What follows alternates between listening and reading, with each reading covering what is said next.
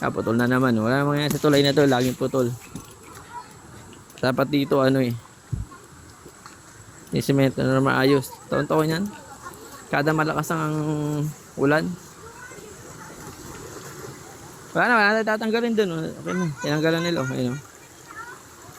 Nakagos na ng tubig. Namatayin dyan. Yan doon.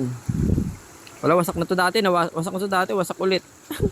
Ay, para mas nasira siya, no? Mas malala. Hindi, yun yung dati. Oo. Yun yung wasak dati. Tinambakan lang ng lupa. Nawasak ulit. Kaya, nasira ulit. May nilinis nila para tumagas din yung tubig. Mapunta din yung tubig. Maayos. Siguro tatambakan lang ulit yan. Pero wala na pag-asa to. Hanggat dito sa semento, wala na. Yan.